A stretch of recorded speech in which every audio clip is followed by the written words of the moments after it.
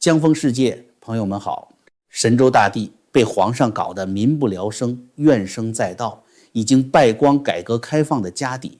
不知道大家会不会想起一个老人的面孔？把时间拨回14年前，也就是2012年的3月14日。那一天，在北京人民大会堂的金色大厅里，一位面容憔悴、语速缓慢但语气却异常沉重的老人，对着全场的中外记者，也是对着全世界，说出了一段振聋发聩的话。他说，现在改革到了攻坚阶段，没有政治体制改革的成功，经济体制改革不可能进行到底，已经取得的成果还有可能得而复失，文化大革命这样的历史悲剧还有可能重新发生。这个人就是被很多人骂了半辈子影帝的中共前总理温家宝。当年无数人觉得他是在演戏，是在流鳄鱼的眼泪。可是朋友们，站在2026年的今天，当我们回望这14年来发生的种种荒诞，当我们看着李克强不明不白地在游泳池里心脏病发，当我们看着胡锦涛在全世界的镜头前被保安架出大会堂，当我们看着中南海那位把整个国家开上历史的倒车道死死焊住车门，你再回味温家宝当年的那句警告，那哪里是演戏，那简直就是一个看穿了体制坟墓的守灵人发出的最后一声悲鸣。在中共的历史上，温家宝是一个绝对的艺术。他经历了华国锋、胡耀邦、赵紫阳、江泽民、胡锦涛，横跨5朝，可以说是6朝见证者，4朝弄潮儿。在中共那种绞肉机一样的残酷政治斗争中，多少叱咤风云的政治强人身首异处，家破人亡，唯独他一个平民出身的书生，不仅没有被搅碎，反而步步高升，最终稳坐大国总理10年之久。他究竟手里捏着什么底牌？他为什么是中共最高层唯一一个敢公开呼吁政治体制改革的人？他既然看透了这一切，又为什么没有像苏联的戈尔巴乔夫那样推倒重来？今天咱们就来深度揭秘这段隐藏在红墙里的暗战与叹息。朋友们，看这段波谲云诡、劳心费神的历史，大家除了需要一个清醒的头脑，更需要一副强健的体魄。身处乱世，守护好自己和家人的健康，才是我们见证真相的资本。江峰在这里跟大家分享一个我一直在用的养生好物——普瑞堂黑参。黑参经过9蒸9晒，去除了燥性，温补元气，对提升免疫力和精力非常有帮助。如果您想支持江峰，欢迎点击视频下方的描述栏连结，或者扫描荧幕上的2维码。在结账时，请务必输入江峰频道的专属优惠码 JF， 即可享受全球包邮。现在还有特别优惠，单笔购买满$500就额外加赠一根珍贵的黑参，多买多送。保重身体，让我们一起挺起脊梁，看到最后。好，话不多说，我们回到刚才的话题。要真正看懂温家宝这个人，咱们绝对不能只盯着他在电视上穿破球鞋，在灾区流眼泪的镜头。很多人以为温家宝就是个运气好的励志队员，一路逢凶化吉。错了，他之所以成为中共体制内极为罕见的政改呼吁者，绝对不是因为他读了几本西方的民主著作，而是源于彻骨的家族创伤与底层苦难。温家宝出生在天津的一个书香门第，他的祖父温营士是天津极有声望的教育家，一辈子教书育人。可是中共建政之后呢，各种政治运动接踵而至，这位备受尊敬的老教育家受尽了凌辱和迫害，最后在文革前夕含恨而终，连个正经的说法都没有。这还没完，温家宝的父亲温刚原本是天津33中的一名地理老师，本本分分一个知识分子，就因为出身不好，再加上家里有一位当过外交官，后来被打倒的叔祖父温鹏九，文革一爆发，红卫兵就把温刚揪了出来。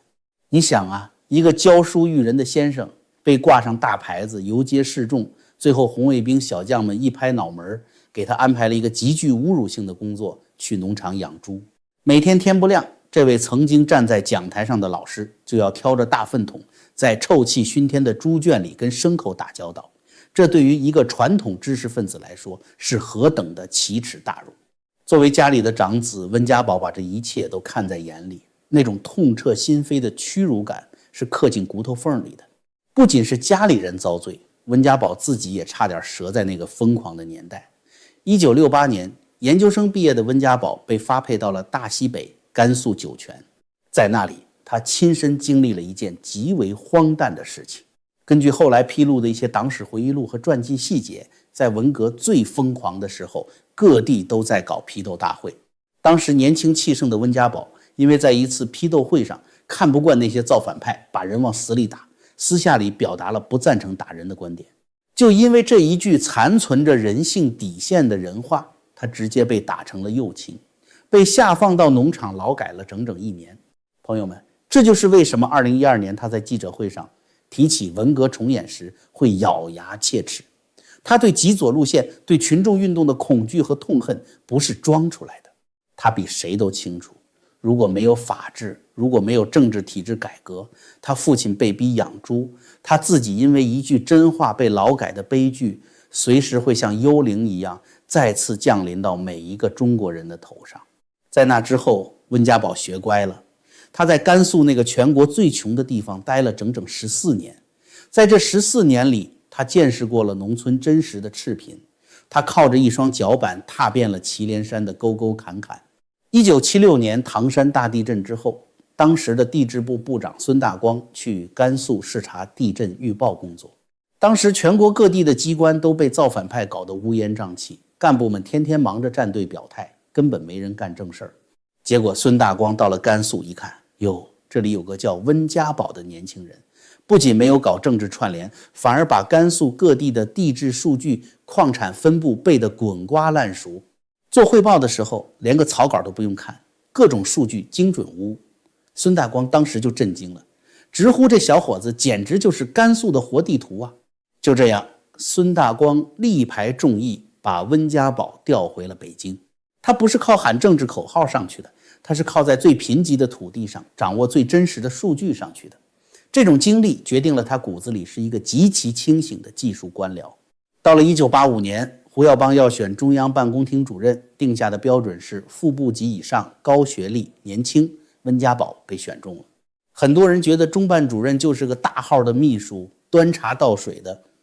那可大错特错了。中办主任是中共中央最核心的枢纽，是真正的大内总管。他不仅掌管着负责元老们身家性命的中央警卫局，更恐怖的是，所有政治局常委的机要文件、各路权贵的贪腐举报信、高层派系之间互捅刀子的黑材料，全部都要经过中办机要室的手。从1985年到1993年，温家宝在中办主任的位子上稳稳地坐了8年。这8年是个什么概念？朋友们，这可是中共建政史上权力斗争最血腥、最肮脏、最波谲云诡的8年。这8年里，胡耀邦被逼下台，896似长安街喋血，赵紫阳被软禁，江泽民带着上海帮进京，邓小平南巡敲打江泽民。这中间的每一件事单拎出来都能让无数高官掉脑袋。而温家宝就在这个暴风眼的最中心，看着一份份密电发出，看着一封封告密信送达，看着无数红二代家族开始将资产转移，瓜分国有财富。他惊人的记忆力和案头能力让他在这8年里变成了一个活生生的中南海档案库。所有的秘密，哪家公子在哪个投行拿了多少回扣，哪位元老的千金在海外注册了几个离岸公司，谁在6市的时候主张开枪，谁又在背后给别人下了降头，全都在温家宝的脑子里装着。这个时候的温家宝已经不再是那个在西北大漠里敲石头的书生了，他已经成为了这个庞大红色帝国里掌握最多致命秘密的人。这为他后来在残酷的政治绞肉机中全身而退埋下了最深的一笔伏笔。说起温家宝的政治生涯，永远绕不开1989年的那个初夏，这也是大众对他最大的迷思所在。那张著名的照片大家都看过。1989年5月19日的凌晨，天安门广场上灯光昏暗，学生们面容疲惫。赵紫阳拿着扩音器，眼含热泪地说：“我们来得太晚了。”而站在赵紫阳身后那个神情凝重、眉头紧锁的人，正是时任中办主任的温家宝。大众一直有一个巨大的疑问：6·4之后，赵紫阳被彻底打倒，被软禁在富强胡同一直到死，胡启立被免职，鲍同被抓进了秦城监狱，为什么偏偏是赵紫阳身边最亲近的大总管温家宝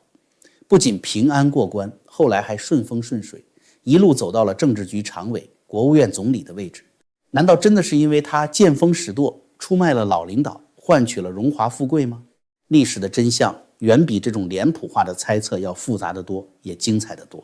根据赵紫阳晚年的录音回忆录、改革历程以及当时多位亲历者的记述，在5月19日赵紫阳去广场之前，中共高层的斗争已经到了白热化的边缘。赵紫阳深知邓小平和李鹏已经动了杀机，准备调军队进城戒严。为了做最后的抗争，阻止流血事件发生，赵紫阳决定动用体制内的最后一丝合法程序。他草拟了一份10万火急的电报，要求当时正在国外访问的全国人大委员长万里立刻回国，并提议立即召开全国人大常委会紧急会议，企图用人大的名义来否决戒严令。这是一招破釜沉舟的险棋。如果在当时人大真的召开了，哪怕只是发出了一个反对戒严的声音，中共高层就会立刻陷入彻底的分裂，军队到底听谁的，就会成为一个巨大的问号。赵紫阳把这份关系到党国命运的电报交给了中办主任温家宝，让他立刻通过机要系统发送。可是温家宝拿到这份电报后沉默了，他脑子里那台精密的政治计算机开始飞速运转。作为大管家，他太了解邓小平的底线了。邓小平的底线是什么？就是共产党的权力绝对不能受到任何挑战，党内绝对不能出现公开的裂痕。如果这份电报发出去，就等于赵紫阳公开举起了反对邓小平的大旗，这不仅救不了学生，还会立刻引发党内的大清洗，甚至可能爆发内战。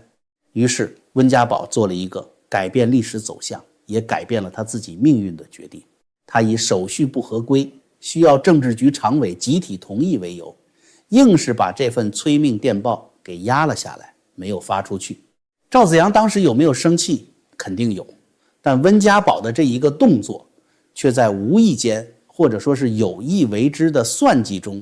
让幕后真正的掌权者邓小平看在眼里，记在了心里。之后江泽民带着一帮上海帮的心腹进京，接过了总书记的位子。邓小平对江泽民这个人其实打心眼里是不放心的。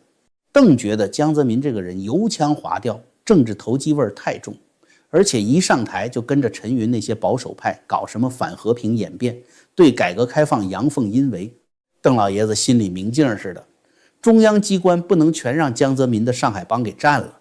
必须得留一个懂经济、懂改革，而且最关键的是绝对守规矩。识大体的人在中央办公厅看着他们。温家宝压下赵紫阳电报的那个举动，成了他在邓小平眼里最完美的履历。邓小平认定温家宝这小子虽然跟着胡耀邦、赵紫阳干过，但到了关键时刻，他没有跟着赵紫阳搞政治对抗，而是维护了党的最高利益，也就是不分裂。这说明他是一个有底线的技术官僚，而不是一个狂热的政治信徒。1992年，80多岁的邓小平坐着火车南巡，在深圳、珠海放了狠话：谁不改革谁下台。这话就是说给江泽民听的。当时江泽民吓得满头大汗，赶紧转向。其实在这期间，江泽民为了彻底掌控权力，曾经几次三番的想把温家宝从中办主任的位置上挪走，换成自己信得过的上海帮大员，比如曾庆红。但是这个人事调动递上去，邓小平就是不点头。据后来流传出来的内部消息，邓小平曾经私下对杨尚昆等人说过，中办这套班子不能乱动，温家宝这类人是懂改革的，是能干实事的。这就是温家宝能度过6·4大劫的终极密码。他不是靠背叛上位，他是靠精准地切中了中共最高权力的痛点，拿到了一张邓小平亲自签发的免死金牌。江泽民再怎么权倾朝野，在邓小平活着的时候，也绝对不敢动温家宝一根汗毛。这种微妙的权力平衡一直延续到了胡温体制时期。温家宝带着他满脑子的中共黑档案，安然无恙地走上了总理的宝座。好，时间线往后推，咱们来看看温家宝政治生涯中最惊心动魄的一场生死搏杀。这是一场没有硝烟的战争，也是大众吃瓜吃得最过瘾，但却最看不懂的一段历史。那就是2012年薄熙来倒台前后，海外媒体突然铺天盖地爆出温家宝家族贪腐丑闻的《纽约时报》事件。那一年，重庆的王立军一溜烟跑进了美国领事馆，把薄熙来和周永康图谋政变的事情曝光了。在当时的中共政治局常委会上，对于怎么处理薄熙来，那是吵得不可开交。江派的大佬们以周永康、曾庆红为首，死保薄熙来，因为薄熙来是他们选定的接班人，是用来架空甚至废掉后来那位扛麦郎的杀手锏。而在常委会上，态度最坚决、一刀见血，非要弄死薄熙来的就是温家宝。温家宝深知薄熙来在重庆搞的那套唱红打黑，就是在召唤文革的亡灵。他在前面讲过的那句文革悲剧可能重演，就是直接把枪口顶在了薄熙来的脑门上。温家宝的这一举动彻底把江泽民派系给惹毛了。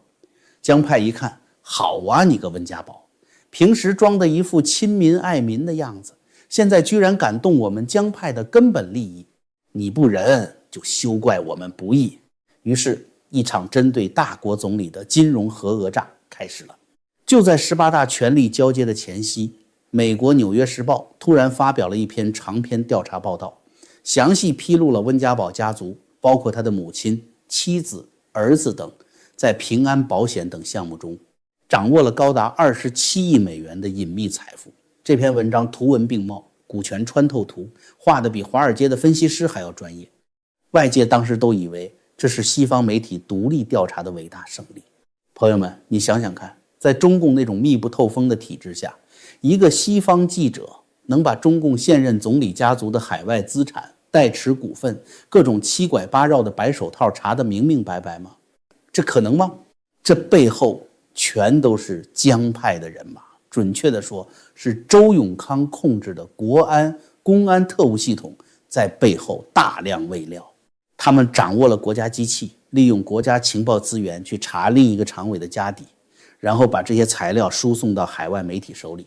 江派的目的根本不是为了反腐，中共高官有哪个是干净的？江派这么做就是在向温家宝发出核威慑，你别再提什么政治体制改革了，你也别再死咬着薄熙来和我们江派不放了，大家屁股都不干净，你敢断我们的权利，我们就毁你积攒了一辈子的清官名节，我们要把你塑造成一个中国最大的伪君子。这场暗战打到这儿，咱们结合现在2026年海外解密的那些重磅档案，比如升级版的巴拿马文件，或者是涉及到全球权贵交易的爱波斯坦名单，你就会发现历史是多么的讽刺。在那些解密的名单里，真正跟西方深层政府勾兑，把几千亿国有资产转移到加勒比海离岸小岛，在国外玩弄权色交易的，恰恰是江派的那帮白手套们，他们才是掏空中国的罪魁祸首。而温家宝固然他的家族在4万亿救市计划中也跟着分了一杯羹，在那个染缸里没人能独善其身，但他之所以被江派往死里搞，并不是因为他最贪，而是因为他不合群。他居然妄想在分赃大会上提出要修改游戏规则，这不是砸大家的饭碗吗？面对江派的这种下三滥手段，温家宝会怎么办？妥协吗？认输吗？这时候他当年做中办主任时积累的活档案威力就显现出来了。温家宝做出了中共历史上绝无仅有的一次反击，自毁式反击。他不仅没有退缩，反而通过香港媒体和律师发表了一份公开声明，断然否认这些指控。更狠的是，据多方可靠的内幕消息透露，温家宝在随后的政治局会议上直接拍了桌子，主动要求中央对他的家族财产进行彻查，并强烈要求中共实行官员财产公开制度。这一招一出，江派全体傻眼了，这简直就是抱起炸药包要同归于尽啊！公开财产，开什么国际玩笑？真要公开，你温家宝家族可能有27亿，那我们江家、曾家、周家呢？恐怕得是270亿、2700亿吧。如果顺着这条线查下去，整个政治局常委的家底全得大白于天下，共产党明天就得解散。与此同时，当时正准备接班还没有完全掌权的习近平也面临着巨大的危机，他需要拿下薄熙来，扫清障碍，而温家宝是他当时最需要的一股力量。温家宝在党内开明派和老百姓心中的声望是稳定大局的定海神针。在这种情况下，当时的中共高层达成了一个妥协，江派不得不偃旗息鼓，停止了对温家宝的炒作，而温家宝也在狠狠地震慑了对手之后，不再穷追猛打。他用这种近乎决绝的方式再次保全了自己，但他心里也彻底明白，这个体制已经病入膏肓，无药可救了。讲到这里，我们终于可以来深刻地剖析一下温家宝这个人的悲剧性了。他为什么是中共高层里唯一一个不断呼吁政治改革的人？因为他是这个国家的大管家，他管了10年的经济，他手里拿着这个国家的真账本，他比任何人都清楚，中国经济30年高速增长积累下来的红利，已经被那些红色权贵家族、既得利益集团瓜分殆尽了。实体经济被抽干，房地产被炒上天，贫富差距拉大到足以引发革命的程度。他深知，如果再不搞政治体制改革，不建立真正的法治，不限制最高权力，这个巨大的分赃体制迟早会崩溃。一旦崩溃，为了压制民间的怒火，中共唯一的出路就是向左转，回到集权统治，也就是文革重演。他在诗刊上曾经发表过一首著名的诗，叫《仰望星空》。当时很多人觉得一个总理写诗有点矫情，可是你如果读懂了他的处境，你就会体会到那种刺骨的孤独。在中南海那片高墙深院里，周围全是一群忙着往海外转移资产的贪婪政客，只有他像一个看穿了体制坟墓的守灵人，发出了微弱的叹息。但是问题来了，既然他看得这么透彻，既然他手里握着这么多中共高层致命的黑材料，他为什么没有勇敢地站出来，成为中国的戈尔巴乔夫？他为什么没有利用自己手中的核按钮，去炸毁这个罪恶的体制，推动中国走向真正的民主？这就是温家宝的局限，也是他作为一个中共体制内官僚的最大悲剧。他是一个清醒的掘墓人，他看明了这艘破船已经千疮百孔，即将沉没，但他同时也是这个体制的既得利益者和深度维护者。他手里的那些黑材料是他的催命符，也是他的护身符。他如果真的把这些秘密公之于众，引发体制崩塌，他自己和他的家族也必将在革命的怒火中化为灰烬。在人性与体制的撕扯中，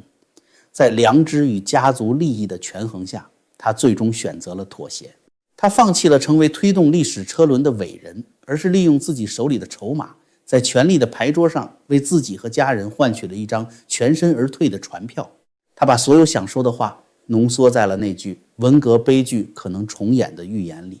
然后转身走入了历史的帷幕，再也不发一言。哪怕后来的那位修宪称帝，哪怕动态清零把老百姓折腾得生不如死，哪怕如今的中国已经在倒车的路上狂奔，他都像一尊泥菩萨一样紧闭双眼，缄口不言。因为他知道他能做的已经做完了，剩下的就是眼睁睁地看着这场悲剧无情地上演。朋友们，温家宝的悲剧绝对不仅仅是他一个人的悲剧，它是整个中国所谓精英阶层的悲哀。当一个体制里最清醒、最懂业务、最知道病根在哪里的人，也只能选择用沉默和妥协来求得自保的时候，这个体制的末日就已经无可挽回的注定了。好，今天就跟大家聊到这儿，请务必帮忙点赞，把视频转发给更多的朋友，也请还没有订阅的朋友点击订阅，打开小铃铛，咱们下期节目不见不散。